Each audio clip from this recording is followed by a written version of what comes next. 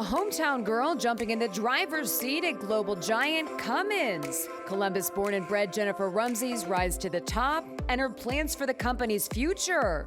Plus, showcasing Indiana's diverse businesses, from brewing coffee in South Bend to this remarkable motivational speaker in New Albany. No, Down syndrome does not slow me down. It's just what I have in me. I do have Down syndrome, but that's not going to stop me one bit. More on the new Who's Your Business in Action campaign and a new buzz around Indianapolis-based Elevate Ventures, who gave startups like the B Corp wings to fly. Now the company's getting ready to take off under new leadership. Christopher Day shares his vision for what's next at Elevate Ventures. Inside Indiana Business starts now.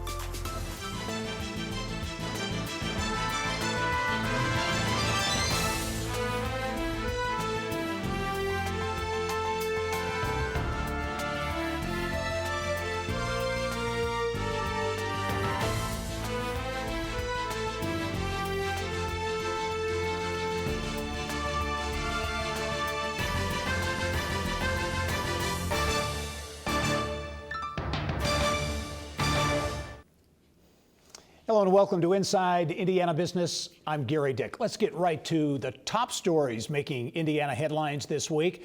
First, more economic momentum at Purdue University. Minnesota-based Skywater Technology to build a $1.8 billion semiconductor R&D production facility at Purdue's Discovery Park, and with it, 750 jobs.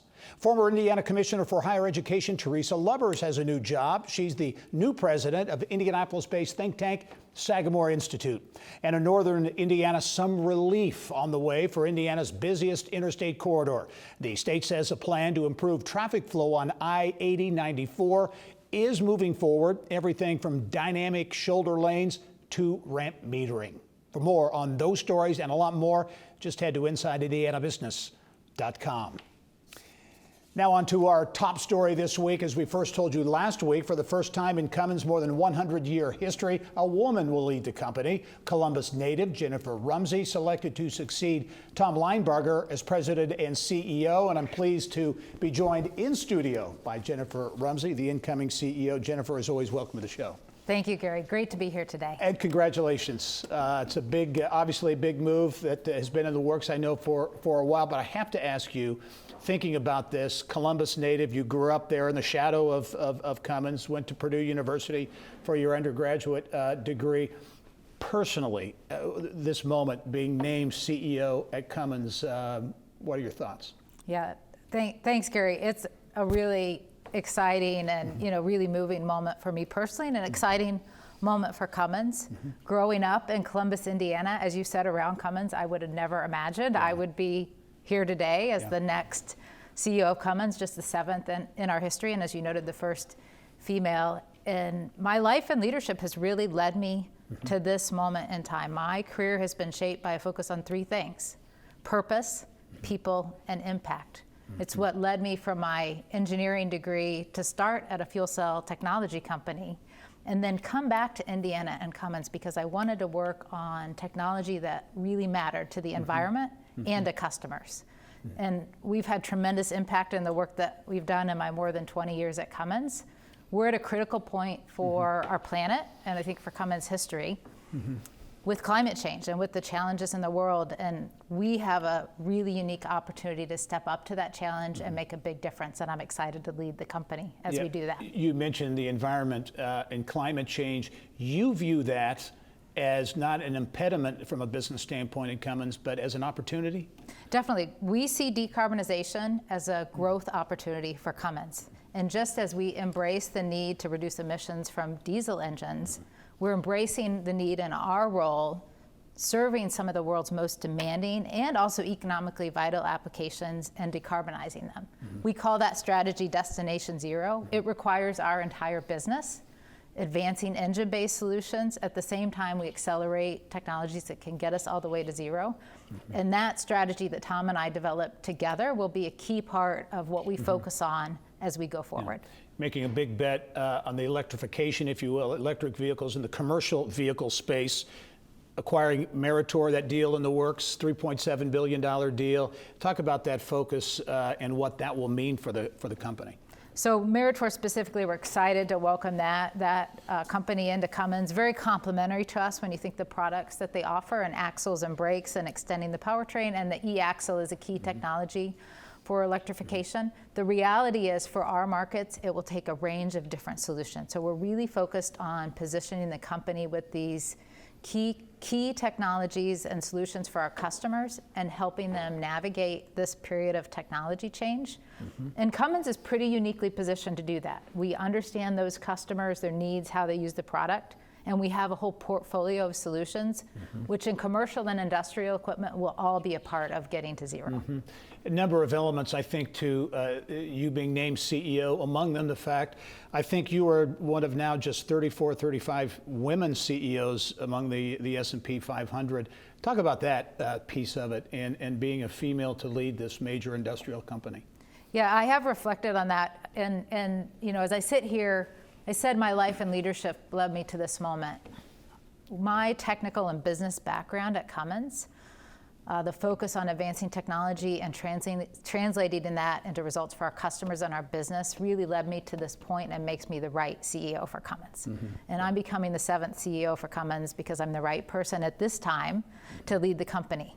I'm proud that I'm the first woman to have that role and to break that glass ceiling, if you will, for Cummins. We're deeply committed to diversity and inclusion, and it's important for our business and also to me personally to continue that journey to ensure all people, regardless of what they look like or where they came from, can set big goals and reach them. Yeah, only have about 30 seconds left, Jennifer, but a message you might have. 60,000 Cummins employees globally, 8,000 or so here in Indiana, such an important company for the state. Your message to those Hoosier employees. Yeah, I would say we have an exciting future, 103-year-old company, our focus on Destination Zero and decarbonization of our industry. My focus on purpose, people, and impact will guide how I lead. And one of my focuses will be really thinking about people at the center, our customers, our employees. We have a tremendous workforce and exciting opportunities, and I'm committed to continuing to invest and give them opportunities. Jennifer Rumsey is the incoming CEO at Cummins. Jennifer, again, thanks for joining us, and we'll talk to you soon. Thanks, Gary. All right. Well, Mimi Pierce is the voice of traffic. She was in Central Indiana for more than 30 years. She's my next guest on the Business and Beyond podcast. Mimi helped Hoosiers navigate through construction zones, winter storms, and everything in between on the air at WTHR-TV and WFMS Radio in Indianapolis. She was let go by both stations unexpectedly in 2020, found another career in the air as a flight attendant. She says training for the job was pretty tough. It was intense. And I've told people this before. It was blood, sweat, and tears. And I mean that literally. It's pretty intense. You know, you're learning to push out doors that are 400 or 500 pounds, you know, flying down a slide for emergency to learn emergency procedures. So that was a little interesting for me. We'll have much more with Mimi Pierce on the next Business and Beyond podcast. To check it out, just go to InsideIndianaBusiness.com. Coming up next, Indiana's new plan to showcase Hoosier entrepreneurs from all walks of life. Small businesses like Important Joe's Ethiopian Coffee in South Bend. Details when we come back.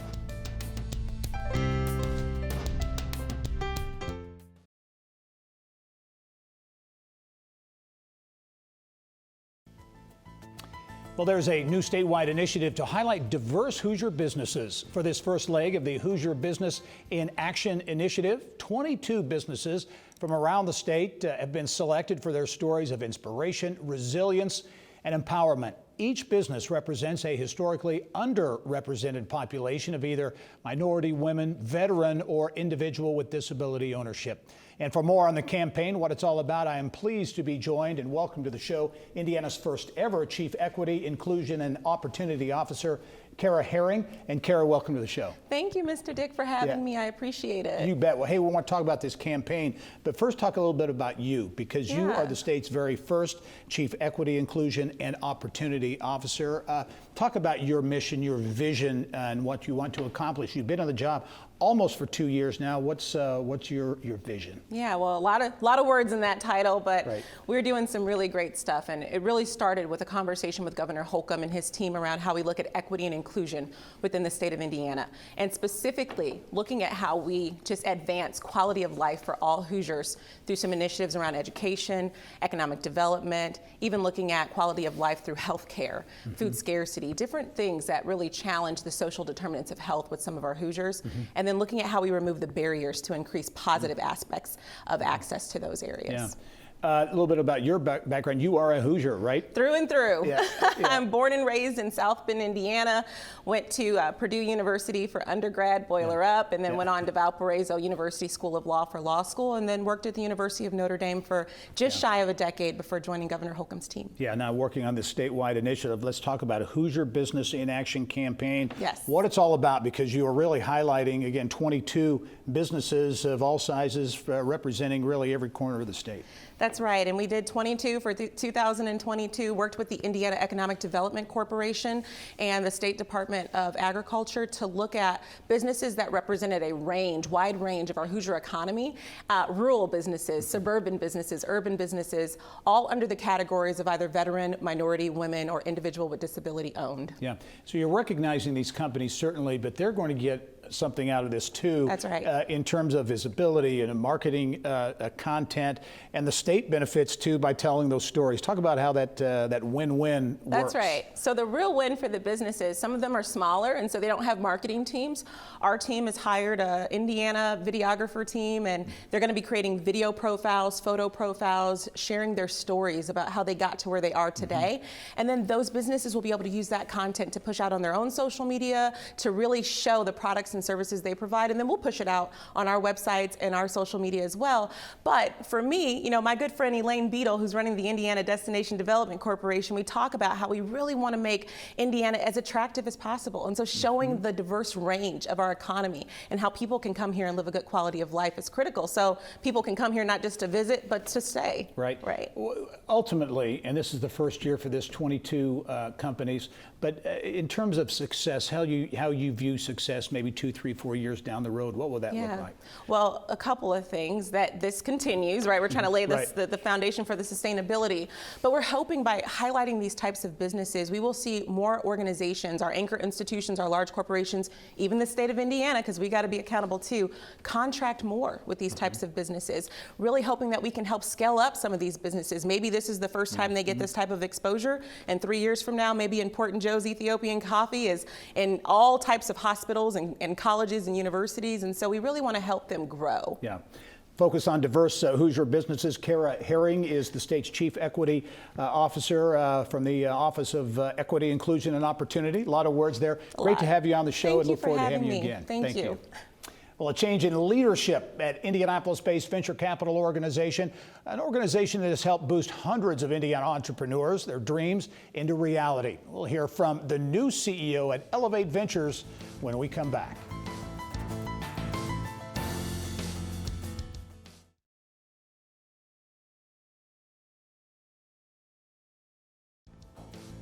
Well, he's been a name and a mover in the Indiana tech industry for years, most recently as CEO and co-founder of Demand Jump. Now, Christopher Day has a new role. He's the new CEO, just this week started, of Indianapolis-based Elevate Ventures. And I'm pleased to welcome Christopher back to the show to talk about his new role and why he's taking it on, what he wants to accomplish as well. Toph, thanks for joining us.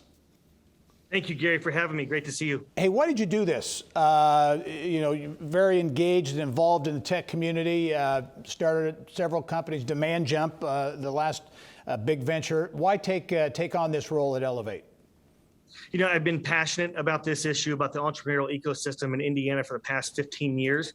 And I think about all the great things we have going on in the state, but the centralization or pooling capital has always been kind of one of our points of a failure, right, or a nemesis, and needing to move up the funding continuum, right, be involved more in our winners of winners in the growth equity phase, while still powering, new company starts, which we're falling behind in. So, been passionate about it for 15 years. And just really excited to be a part of it moving forward. Hey, give us a thumbnail description for those who don't know about Elevate Ventures, but what Elevate Ventures does, what its mission is. Yeah, absolutely. So Elevate Ventures, it's a venture development firm, and they invest in startups and involved in incubation all the way through acceleration into early stage companies. And so that can be someone who has an idea that they're trying to mentor to start that company. Initial funding that could be as little as $20,000 to $50,000, and then mentoring them into their early stages and then investing in future rounds, early stage rounds, up to $1 million. Your predecessor, Chris Lamoth, did a lot to grow the organization. Really put a focus statewide, I think, too, to look at companies and startups and innovation in all corners of the state. How important is that to you, and is that part of your mission going forward?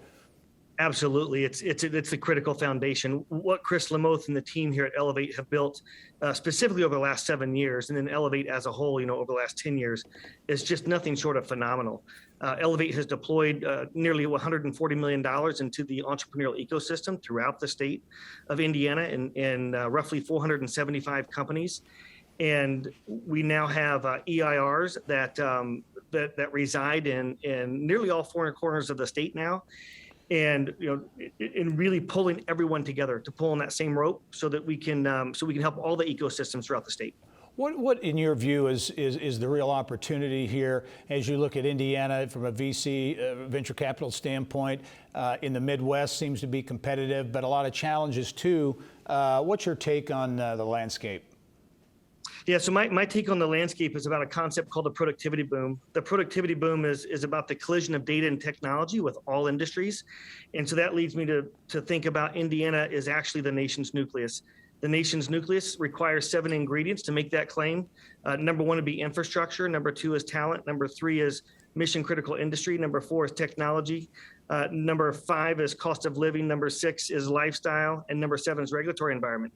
And we have number 1 rankings or top 5 rankings in every single one of those categories. And the biggest gap we have remaining is a silent export called wealth. So we take all the risk in Indiana, and we invest in all the startups and the early stage companies. But when those companies really break out and start growing, we don't have any participation, virtually none, no participation in the growth equity stage of the funding continuum. And that's how I think about Indiana and the opportunity that we have in front of us. All right, Christopher Day is the new CEO at Elevate Ventures.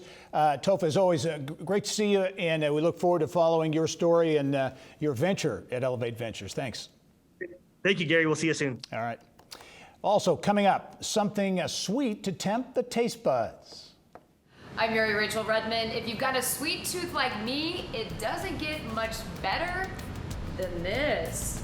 I joined Cassie Smith Johnson, aka the Cheesecake Lady, in the kitchen. A journey that began on social media and has quickly turned into a tale of sweet success. That story next.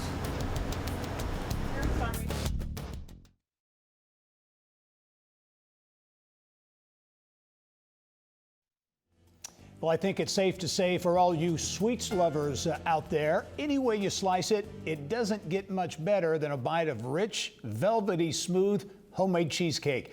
And the real thing can be hard to find, but Around Indiana reporter Mary Rachel Redmond says she found it unexpectedly right in the heart of Indianapolis. Meet the Cheesecake Lady.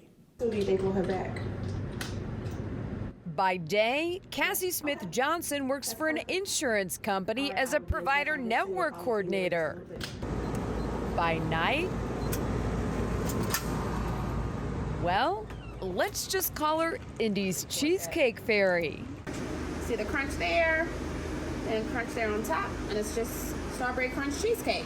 Cassie Smith Johnson is a wife and mom of 4. And just to give you an idea of the sacrifice, Smith Johnson met me here at 10 o'clock. Here she is just walking behind me. And ready to bake. So how exactly did all of this get started? Pretty much started from a social media post on Facebook. One of my Facebook friends made a post asking if somebody could make a banana pudding cheesecake. And I responded. I made a post of a picture of the cheesecake, and once I posted it, I got a lot of feedback asking from other Facebook friends asking me to make them cheesecakes. And that's how it just blossomed from there. I got so busy with them that I just decided I would make a business, and I'm here now. In 2021, Smith Johnson joined Indy's Kitchen, a 24-hour commercial kitchen where entrepreneurs can rent space by the hour. It's for restaurants like myself who either don't have the means to, have the equipment on a build out as far as their own location, or someone who also maybe just doesn't want to have their own brick and mortar. And with brick and mortar rapidly becoming a thing of the past, the future appears to be businesses selling direct to the consumer. D2C sales have more than tripled in the U.S. over the last 6 years. So where does Smith Johnson get the majority of her business? It's due to my engagement on social media platforms.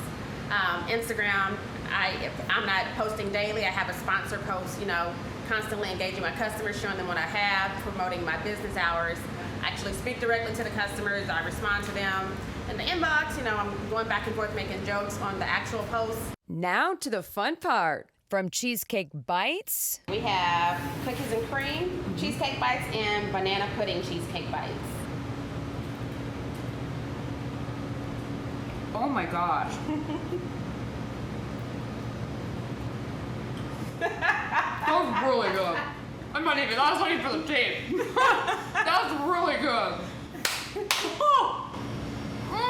These are your infamous 16-ounce tall cups. Tall cups, yep. I have cherry here, tres leches, chocolate peanut butter, strawberry shortcake, strawberry crunch, turtle, which is chocolate caramel and pecans.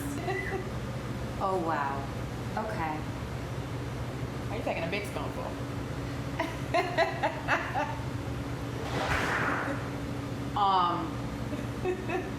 Yes.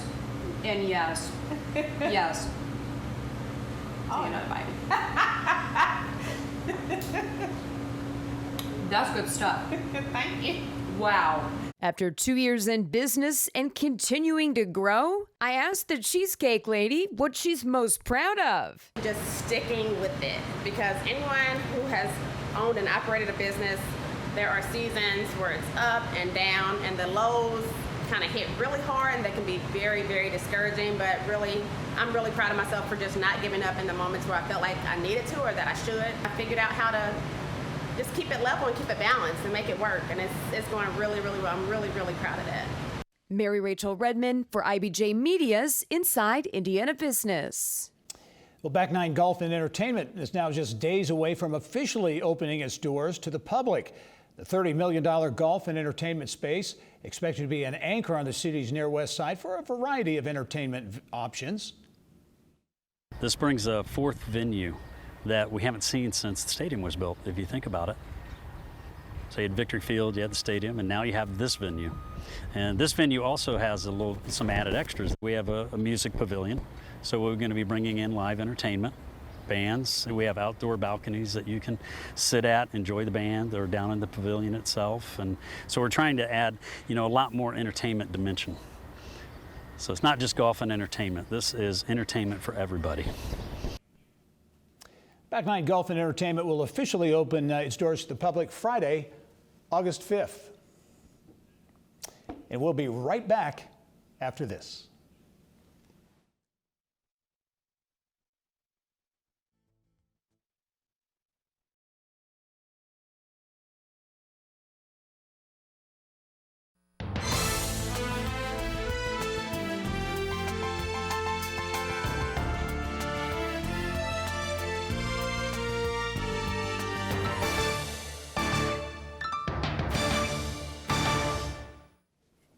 Well, Aquila Darden is blazing a trail in many ways and on many levels.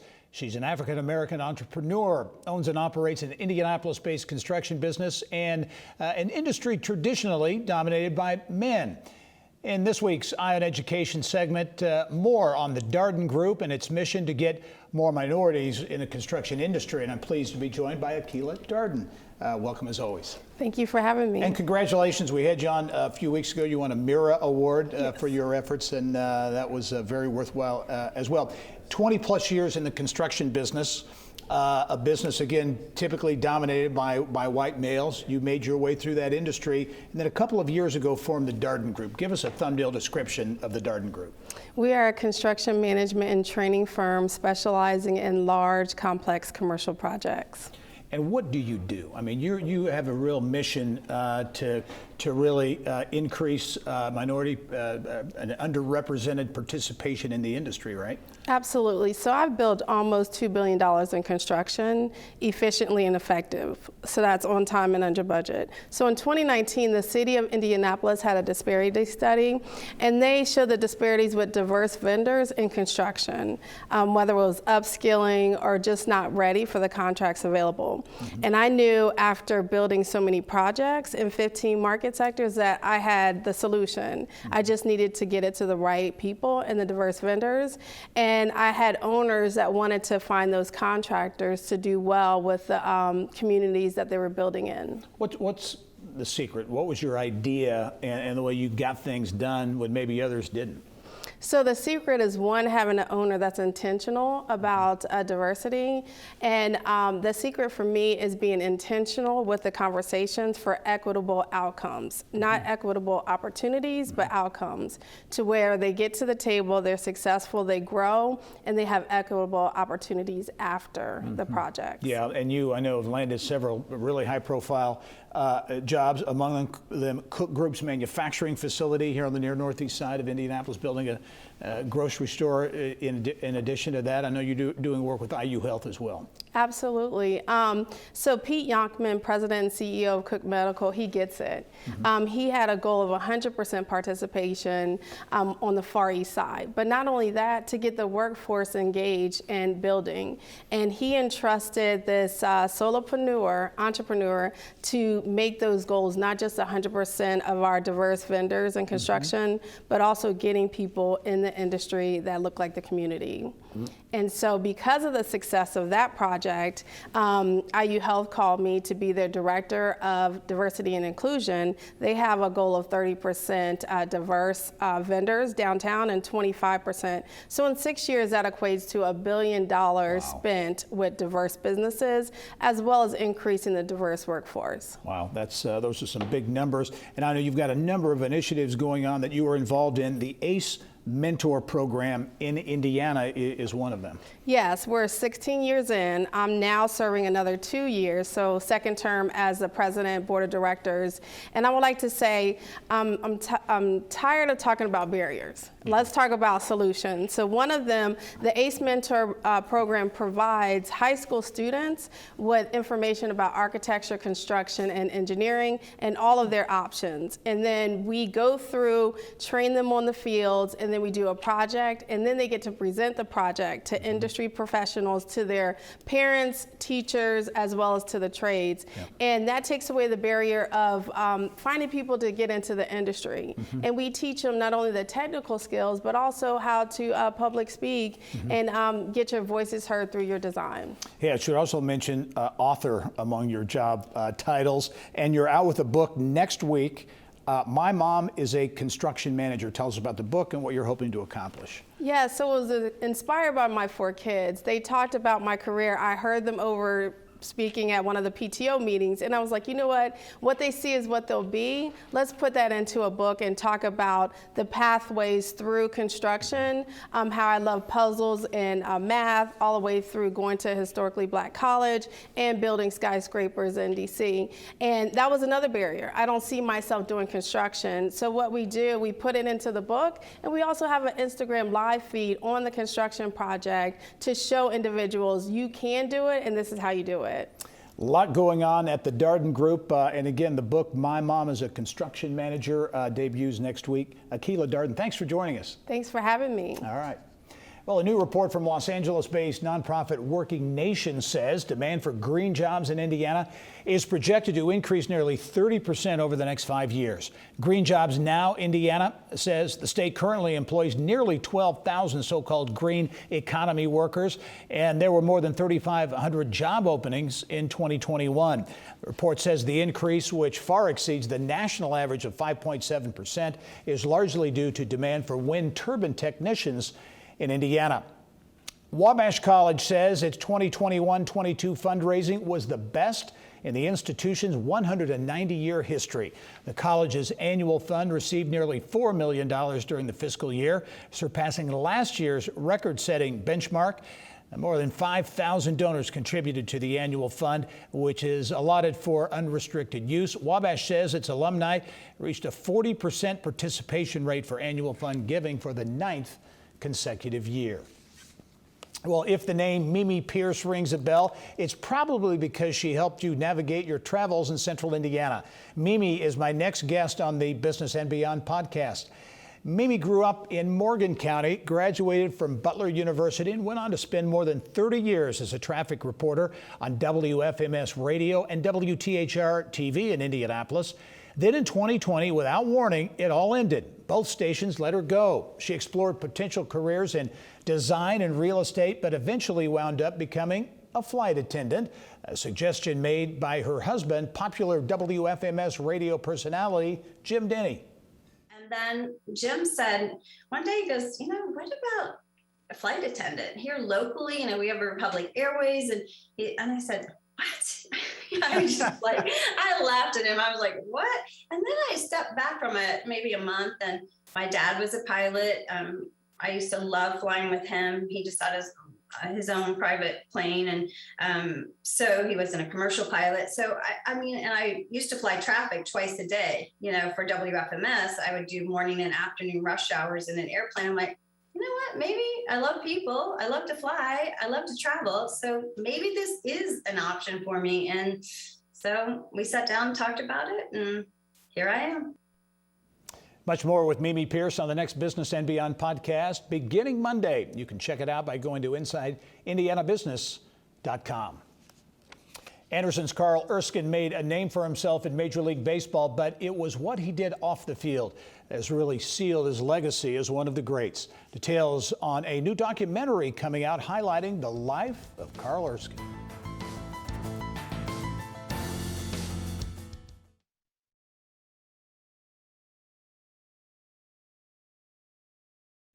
Karl Erskine lived the American dream and spent a lifetime giving it to others. A snippet from the new documentary coming out in a few weeks on the pride of Anderson, Indiana, Major League Baseball great Karl Erskine. Well, the Indiana baseball legend who embraced the virtues of diversity and inclusion long before they became part of the American consciousness will have his remarkable life profiled in an upcoming documentary. Bill Benner has details in this week's Inside Indiana Sports. Bill. Gary, thanks. And that man is Anderson's Karl Erskine, perhaps best known for his World Series winning and no-hitter throwing career with the Brooklyn and Los Angeles Dodgers.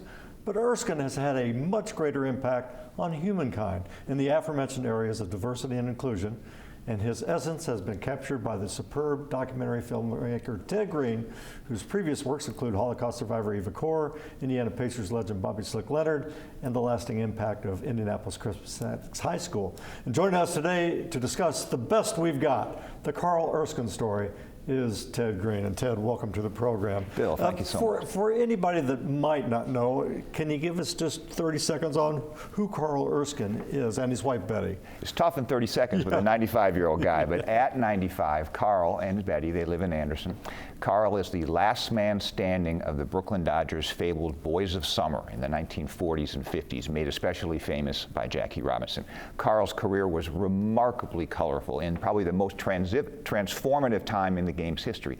But the bigger impact of Karl is he is truly one of the great human rights champions of our time, especially in terms of diversity and inclusion with his son Jimmy and all they've done for Special Olympics. Well, and it started with Jackie Robinson. Well, it started with Johnny Wilson, his boyhood friend in Anderson, who later became Mr. Basketball, but then Jackie Robinson and breaking the color barrier in Major League Baseball, and then his son Jimmy, and really beginning the Special Olympics movement here in Indiana in particular for people with disabilities. Yeah, let me give you a headline about Karl Erskine. And this is remarkable to discover this in all the research. Indiana has gone from being arguably the single worst state in the union in the treatment and acceptance of people with special needs to today arguably the very best. And the people who would know, they go all the way back with Special Olympics Indiana, they go all the way back with the Arc of Indiana, say the #1 reason for that worst to first turnaround is number 17. Karl Erskine, and that is what we're going to bring out in this film.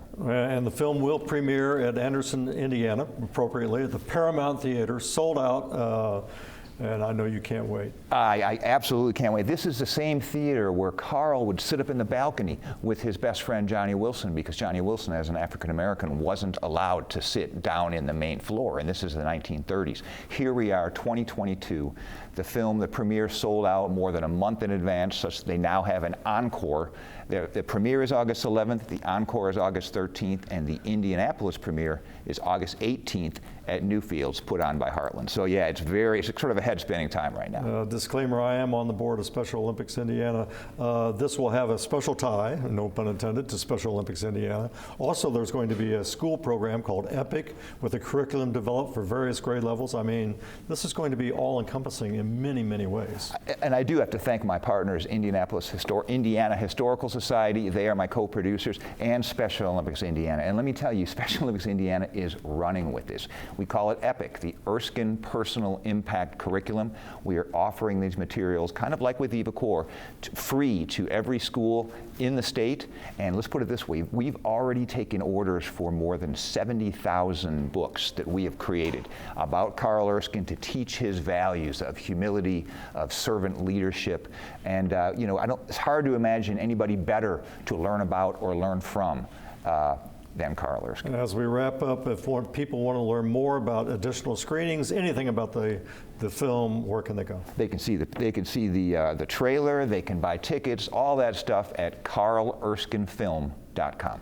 Well, Ted, you've done exceptional work in the past, and I know this will rise to the occasion of Karl Erskine. Again, I've known the man for many, many years, and he is truly an exceptional human being. Ted, thanks for being on the program. I really appreciate it. All right, Gerry, and back to you.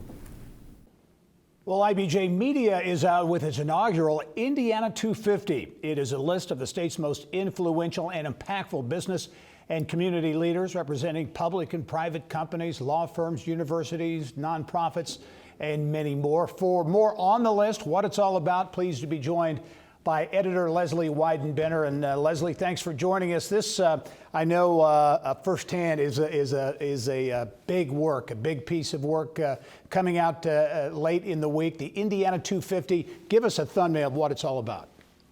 Well, Gerry, as you know, we've been working on this for months. Our goal was to name some of the most influential and impactful leaders across Indiana, and we had several things that we set out to do. One was to recognize a diversity of types of industry, types of people. So some of the folks on the Indiana 250 list are leaders in their communities, some are leaders in their industries, others are state leaders. And we wanted to make sure that we represented all parts of the state. So you're going to see someone like the CEO of Berry Global in Evansville, Tom Salmon, on the list, along with Chuck Sirac, who most people know as the founder of Sweetwater, but is now doing big economic development projects in Fort Wayne. So we really run the gamut across the state of Indiana. Yeah, I really think this is the first year, of course, but I really think this can become quite a thing, if you will. And you mentioned statewide, and I think that's an important piece of this. A lot of representation here in central Indiana, to be sure, but very much a statewide list. Absolutely. You know, one of the things we're trying to do at IBJ Media is we have 3 brands now, of course, inside Indiana Business, the Indianapolis Business Journal, and Indiana Lawyer, which is a statewide publication. And we really want to break out of just covering central Indiana. You know, we want to keep doing what works for us in central Indiana. We think central Indiana is core to the state and core to what we do, but we also want to do more in other areas as well. So it was important to engage people in those other areas of the state. And This is one way that we're working to do that. Hey, before we leave, a story of innovation and entrepreneurship with a unique twist. Some Indiana entrepreneurs have put together a cornhole scoreboard. Tell us about that.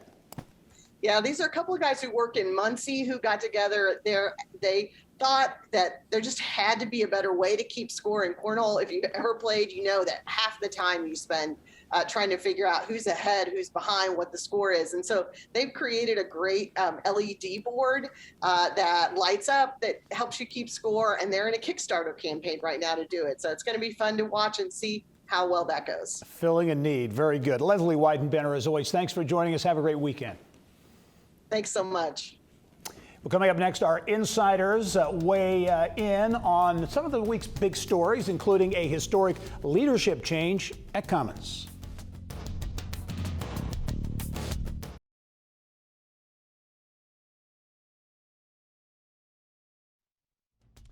It is time now for a deeper dive into some of the week's top stories with our Insiders panel. This week, welcoming Business Furniture and Choreo CEO Mary Beth Oakes.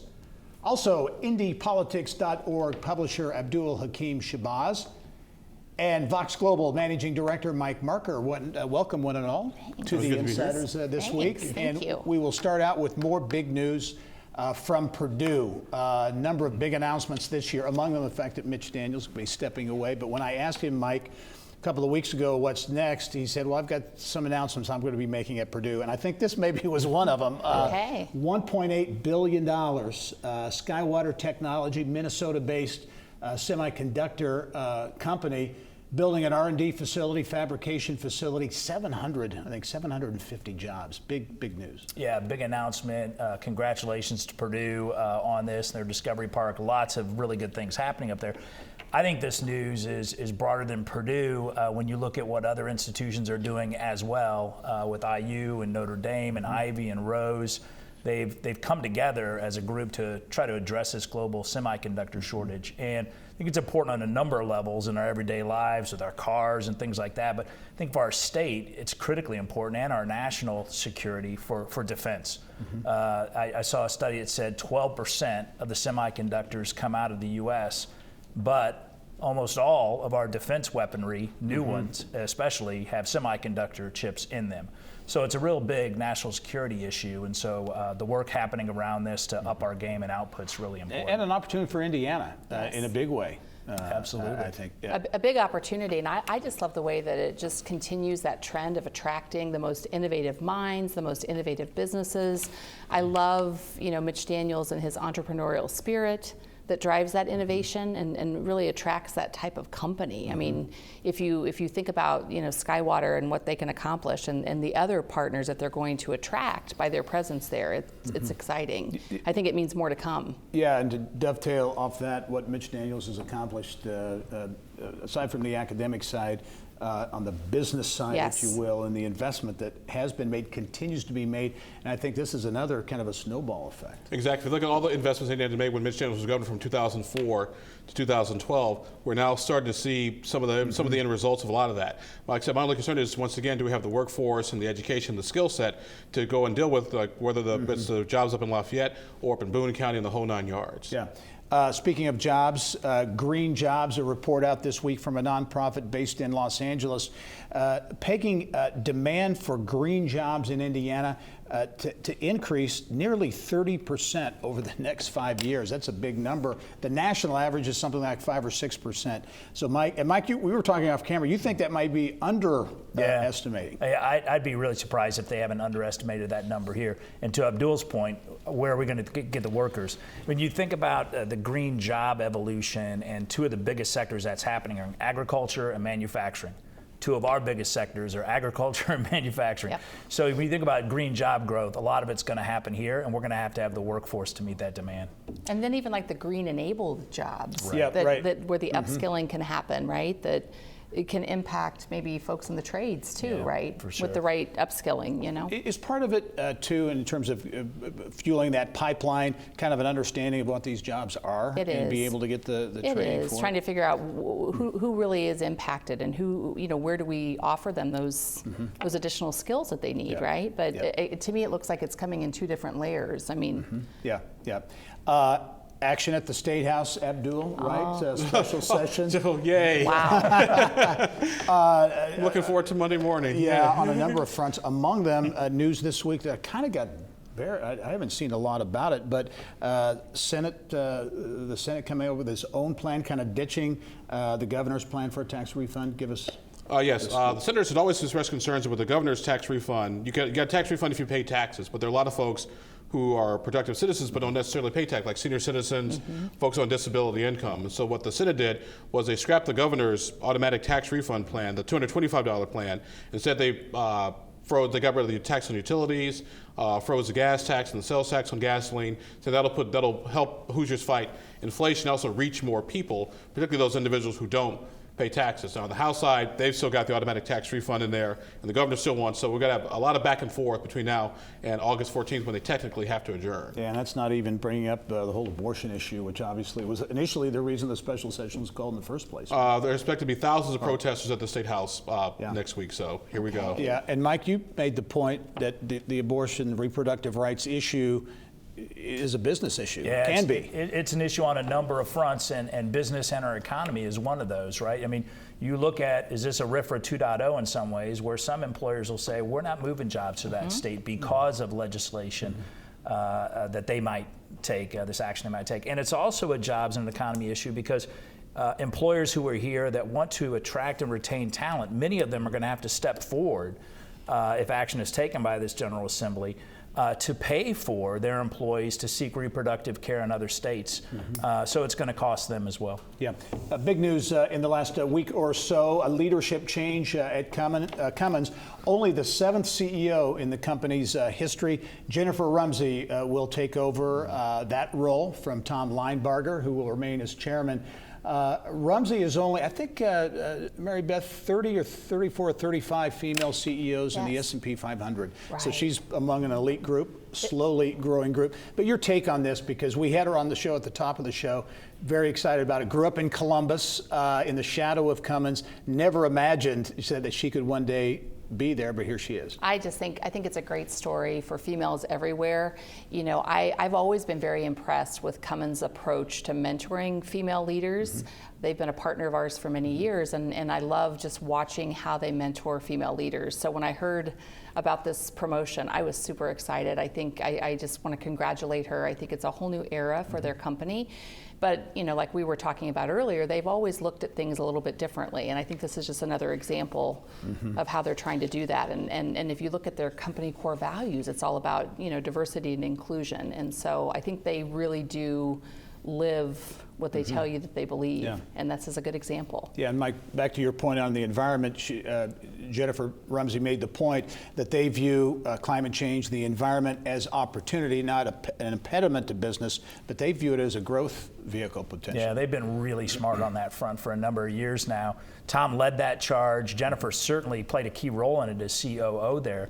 So I think in this new role, you're going to see more of it. But when you look at environment, ESG, environmental, social, and governance, they're ranked very well, not just in their group, but broadly. And there was a report on top 100 corporate citizens. They rank 59th, and people point to that as the ESG work that they're doing. They invest a lot of time and energy in it, and they are very much moving forward on that. Yeah, the diversity issue should mention also a new initiative by the state's Office of Diversity and Inclusion. Hoosier Business in Action is the program, and they're basically taking 22 companies, small companies from around the state, doing videos to promote them, to give them to the companies to use for their purposes, but also for the state to use. Yes, and it's good on a couple of fronts. Number one, it promotes diversity, which is a good thing because the more voices we have, the more players we have, the better the economy does.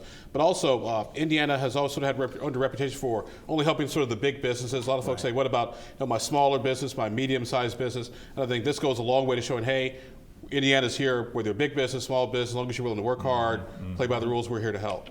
I love that too. I think it's all about that small, medium-sized business promotion and giving them that same opportunity, right, to gain new business, new opportunities, not just the large companies.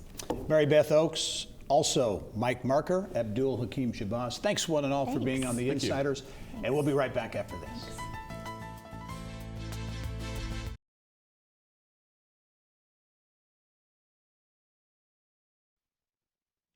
Well, that's all the time we have for this edition of Inside Indiana Business. As we leave you this week, we're in the height of county fair season in Indiana. The granddaddy of them all, the Indiana State Fair, begins July 29. And we leave you now with a trip to the Elkhart County Fair.